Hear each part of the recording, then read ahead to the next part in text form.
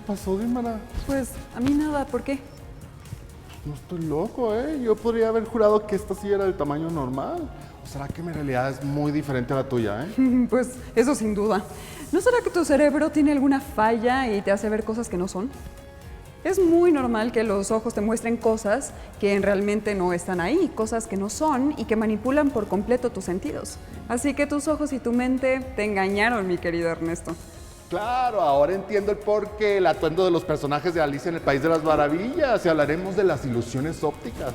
Y entraremos al mundo de todo lo que no es, no será, y lo que no podría ser, sí será. Ay, muy bien dicho, amigo. Pero además entenderemos cómo operan las matemáticas en todo esto. Así que para calentar motores, vamos a ver la siguiente cápsula. Vamos. Las ilusiones ópticas nos llevan a percibir la realidad de manera distorsionada a través de la vista. Estas pueden ser de carácter fisiológico, asociadas a los efectos de una estimulación de los ojos o el cerebro, o bien las de carácter cognitivo, en la que interviene nuestro conocimiento del mundo y se dividen en ilusiones de ambigüedad, de distorsión o de paradojas. Se caracterizan por ser imágenes percibidas visualmente que difieren de la realidad. Además, son causadas por la disposición de las imágenes, el efecto de colores, el impacto de la fuente de luz, entre otros factores. Existe un amplio abanico de efectos visuales que inducen a que el ojo y el cerebro tengan un error de lo que observan. Algunas de ellas son las ilusiones que distorsionan el tamaño, la forma o la longitud de la imagen. Otras usan la luz, la sombra o la periferia de la imagen principal. Todas las ilusiones nos engañan, viendo algo que no está realmente presente o viendo solamente parte de lo que sí está. En términos simples, una ilusión óptica es causada por la estructura del ojo y del cerebro y cómo ambos trabajan juntos. Cada ilusión óptica es un error que creamos nosotros mismos en nuestro cerebro, porque debemos o queremos interpretar así la realidad. Ocurren durante la conexión del hemisferio derecho y el izquierdo. Gracias a ello, tenemos la capacidad de percepción. La historia de las ilusiones ópticas se remonta al siglo IV a.C., cuando Aristóteles se percató de la ilusión del movimiento como efecto secundario. Tras mirar la corriente del agua por determinado tiempo y después al pasar la vista a las rocas estáticas, estas parecían seguir el curso del río. Mucho tiempo después se descubrió que en esta ilusión, ciertas neuronas del cerebro se adaptan al movimiento de los objetos y cuando se cambia la vista a objetos estáticos, estas provocan la ilusión del movimiento opuesto. En 1861, el físico alemán Ewald Hering creó una imagen que proporciona una ilusión visual. Esta imagen, compuesta por dos líneas rectas y paralelas, son distorsionadas por un diseño radial de fondo, que estimula la perspectiva y crea una falsa impresión de profundidad y curvatura de las líneas. Tras varias investigaciones científicas a lo largo del siglo XX y lo que va del XXI, se descubrió que el cerebro suele hacer conclusiones rápidas, tomar atajos e interpretar de la manera más lógica toda la gran cantidad de información que percibe por los sentidos. Así que esta es la razón por la cual los ojos engañan a la mente. Ahora bien, en numerosos temas y en distintos niveles de enseñanza de matemáticas, el empleo de ilusiones ópticas ha servido como una forma de enseñanza lúdica y significativa, en aprendizajes como geometría, rectas paralelas, simetría, límite y continuidad de una función. Como ves, Ernesto, todo procede de la mente. Y para sostener esta afirmación, quiero compartirles una de las ilusiones visuales más conocidas. A ver, Dímara, explícanos, ¿qué vemos?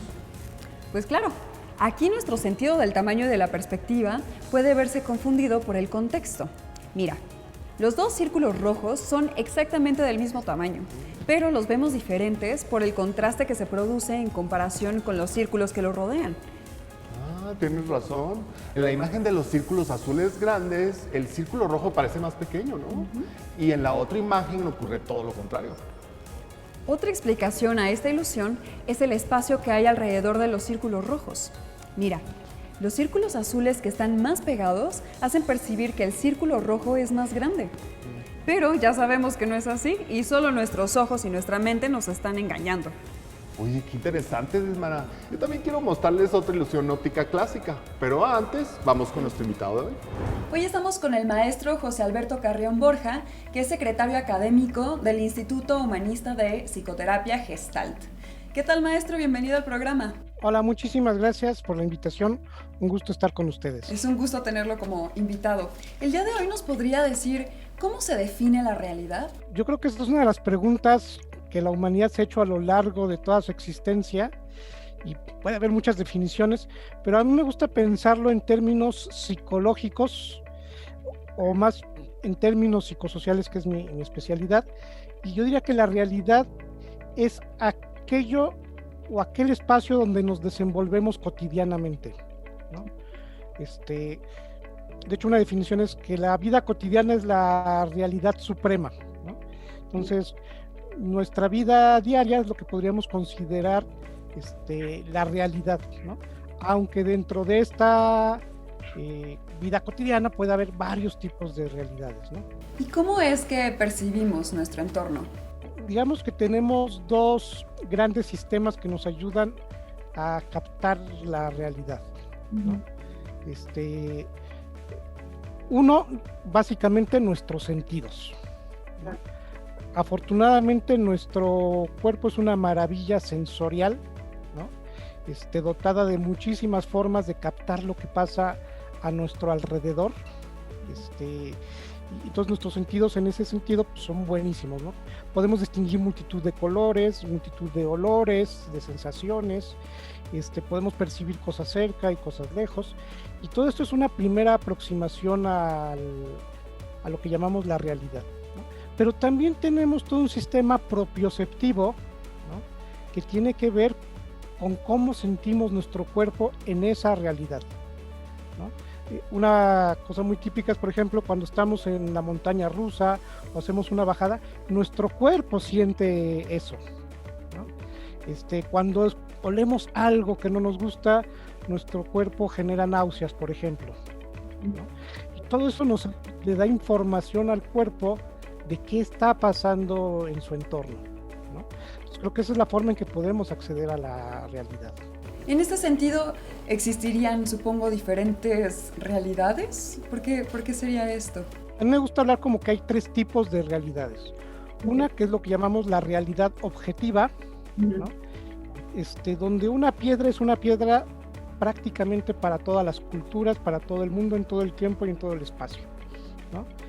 Y que es, por ejemplo, lo que estudian las ciencias como la física, la química, la biología, aunque a ciertos niveles hay variaciones, pero en términos generales podemos llamarle una realidad objetiva, ¿no? Creo que hay unas realidades culturales, ¿no? Claro. Que dependen pues más bien de países o de regiones o incluso hasta de familias. Entonces, lo que en una cultura está bien visto, en otra cultura puede no estar bien visto. Por ejemplo, los sabores. En México nos encanta lo picosito, ¿no? Y ponerle limón a muchísimas cosas.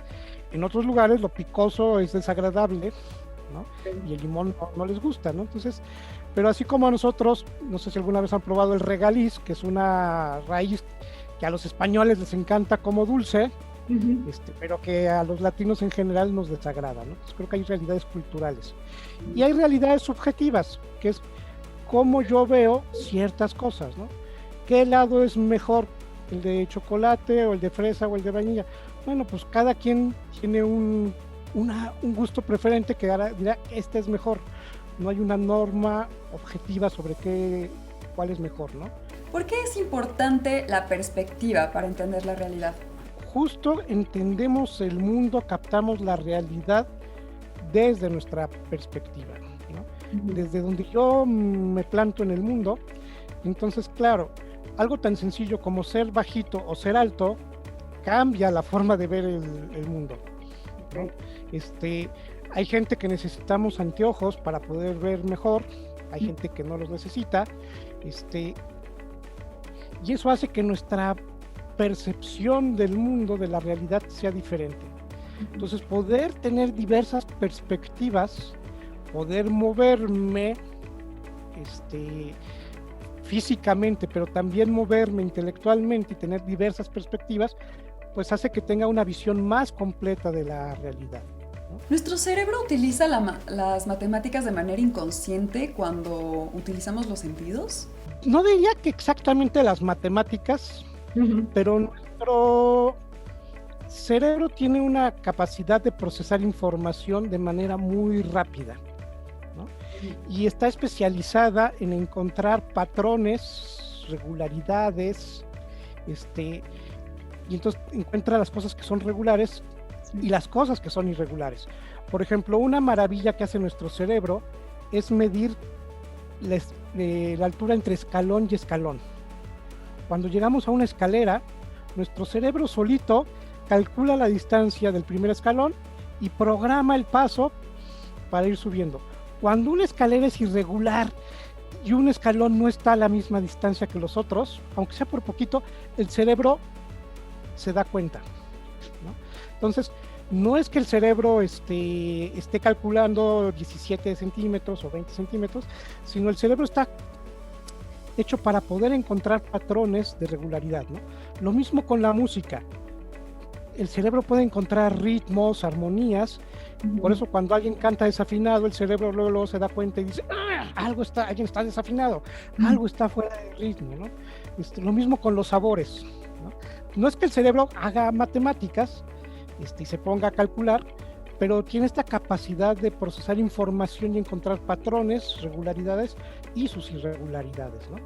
El cerebro, por ejemplo, cuando vamos a cruzar la calle, no necesita calcular la velocidad de un automóvil, distancia sobre tiempo, para saber que nos va a atropellar, simplemente nos detiene. Maestro, muchas gracias por esta parte de la entrevista. En un momento regresamos con usted y no se vayan, regresamos al foro. Este tema está súper interesante, Dismara, y con todas estas imágenes podemos parafrasear una de las frases del sombrerero en Alicia al País de las Maravillas, ¿eh? ¿Cómo? Sí, bueno, que en todas estas ilusiones vemos lo que no esperábamos y pues claro que no, porque son más de lo que buscábamos. Elemental, Ernesto. Bien, pues como te decía, otra imagen clásica de las ilusiones ópticas es el cubo de Necker. Esta ilusión óptica fue publicada por primera vez en 1832 por el cristalógrafo suizo Louis Albert Necker.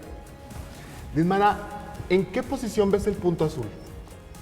¿En la esquina inferior derecha del plano posterior o en la esquina inferior derecha del plano frontal? En la esquina inferior derecha del plano posterior.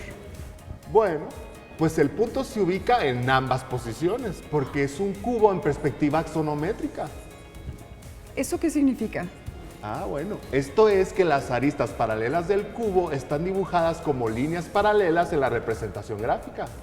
Cuando se cruzan dos líneas, la imagen no muestra cuál está enfrente y cuál está detrás. Al perderse los indicadores de la perspectiva, el cerebro no puede identificar cuál es la orientación espacial del cubo. Así que esto es una ilusión óptica de tipo ambiguo, ya que puede ser interpretada de dos maneras diferentes. Elemental, amigo. Oye, muy buen ejemplo, ¿eh? Y regresemos con nuestro invitado. Continuamos con el maestro José Alberto Carrión Borja. Maestro, ¿cómo se define una ilusión? ¿Cuántos tipos hay? ¿Por qué se dice que engañan a nuestro cerebro? Aquí es bien importante hacer la distinción entre ilusión y alucinación. La ilusión sería captar algo por alguno de los sentidos que no corresponde a lo que es exactamente, ¿no? En términos de una realidad objetiva. Una alucinación es cuando no hay nada, ¿no? Invento un ejemplo. A lo mejor si me quito los lentes y veo una cosa que se mueve allá, no podré saber muy bien si lo que se mueve, creo que le veo cara de perro, pero si me pongo los lentes, no, es un gato. Hay un error de percepción, podríamos decir que es una... Pero si no hay nada y yo digo, hay un perro, no hay nada, eso fue una alucinación, ¿no? Okay. ¿En qué sentido engañan a nuestro cerebro? Justo algo pasa con los sentidos, en el entorno o en los sentidos o en el procesamiento de la información, que nuestro cerebro cree captar una información que no corresponde, ¿no? Entonces puede haber tantas ilusiones como sentidos tenemos, ¿no? puede haber las visuales, que son muy famosas, pero también auditivas. Entonces, de alguna forma, los sentidos captan algo y el cerebro lo procesa de una forma que luego no corresponde exactamente a una realidad objetiva, ¿no? ¿Y es posible que una ilusión óptica afecte a otros sentidos? Todos nuestros sentidos están conectados. Ok. Por ejemplo, algo muy típico, sabemos que para que la comida nos sepa, no solo nos basta el sentido del gusto, sino también interviene el sentido del olfato, ¿no?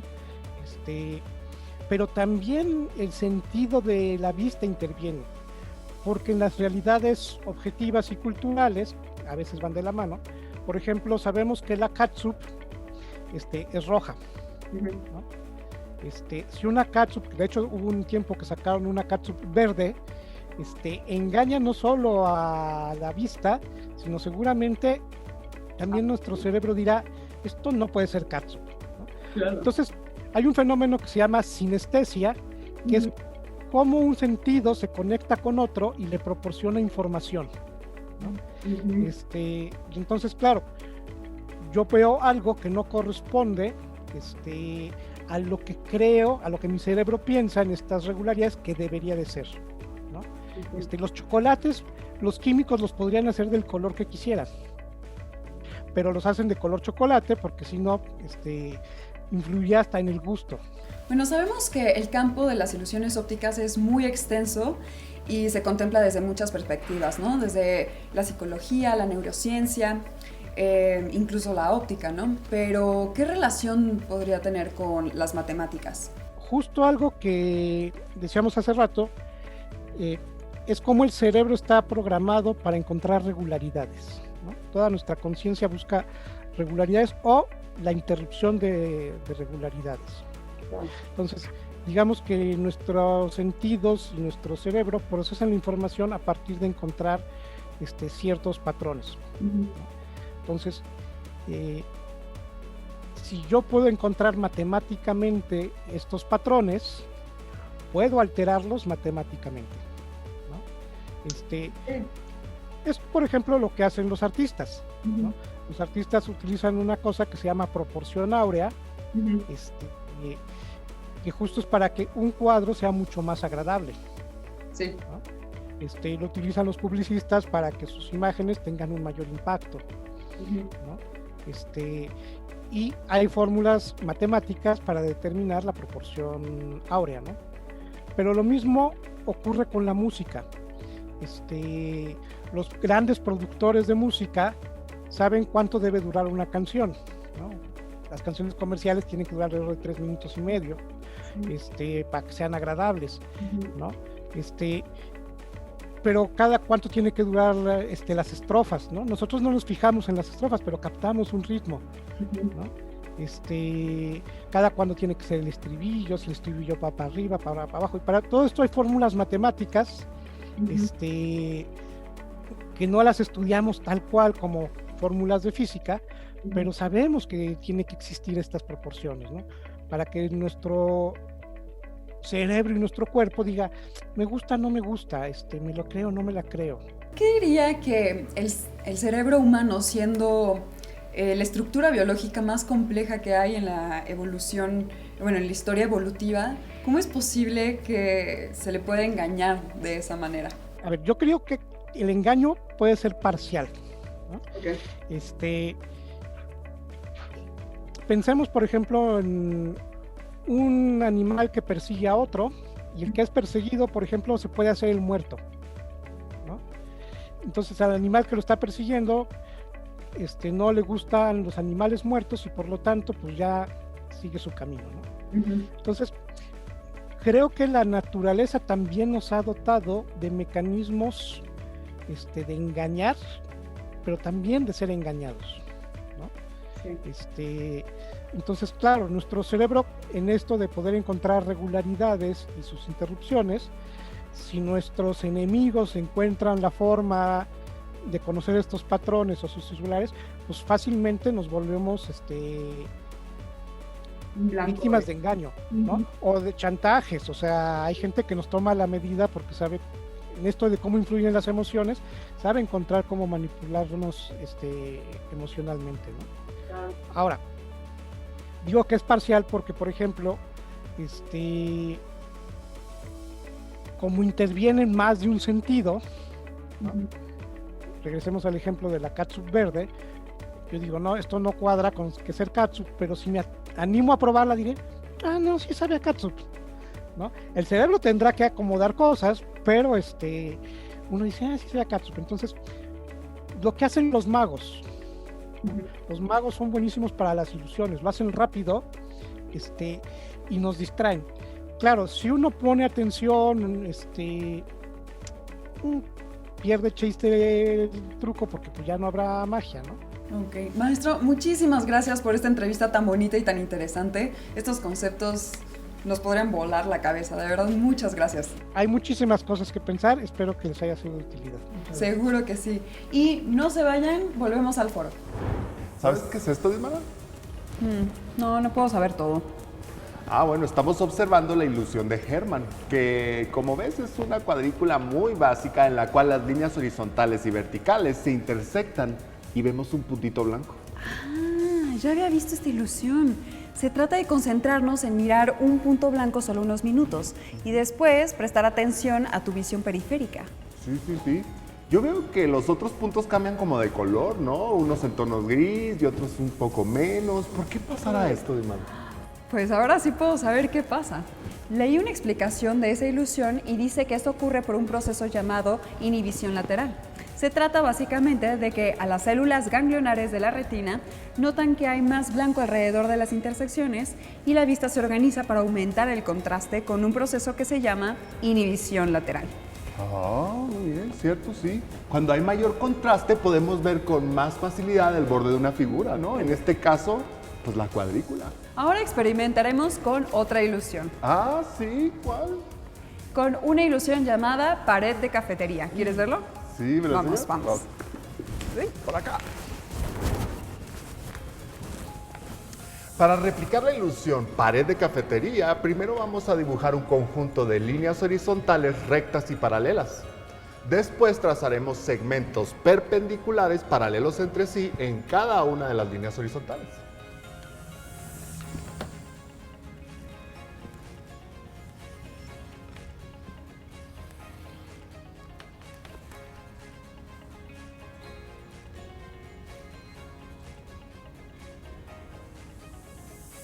Muy bien, ya va agarrando forma. Entre la segunda y la tercera recta realizamos el mismo procedimiento, pero con los segmentos ligeramente alejados de los de la parte superior. Exacto. Repetimos esto en todos los pares de rectas. Ok. Y finalmente, pintamos alternadamente. ¿Lista para pintar? Listísima. Muy bien, empecemos.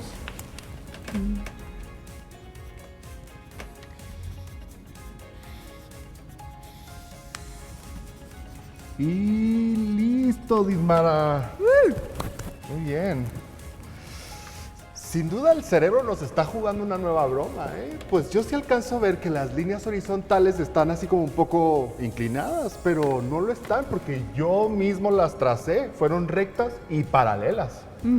La razón por la que las percibimos un poco inclinadas se debe a que la mente se empeña en querer ordenar y alinear las columnas de los cuadros negros y blancos.